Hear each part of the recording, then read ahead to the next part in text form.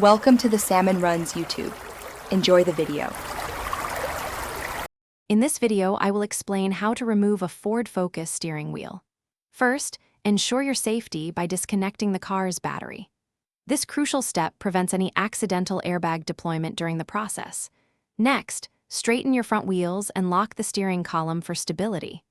Finally, gather all your tools, including a suitable Torx bit set and a steering wheel puller, to be fully prepared for the task ahead. Now, let's tackle the airbag unit. You'll find two small access holes, typically on the sides of the steering wheel. Using a small flathead screwdriver, gently insert it into these holes to release the retaining clips.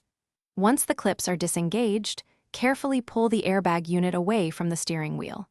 Remember to disconnect the electrical connectors on the back of the airbag before setting it aside safely. With the airbag safely out of the way, you can now access the main steering wheel fasteners.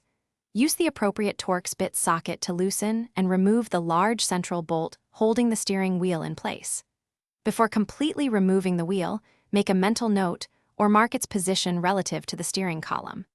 If the wheel feels stuck, a steering wheel puller will make the removal much easier and prevent damage. Once the central bolt is removed and any puller is used, you can gently pull the steering wheel straight off the spline shaft. Before you even think about reassembly, take a moment to inspect the clock spring for any signs of damage.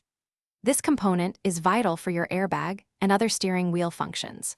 For more great tips and deals, including a link to some amazing darn tough socks with a lifetime warranty, check the description below this video. Thanks for watching. Thanks for watching. Consider subscribing if we helped you.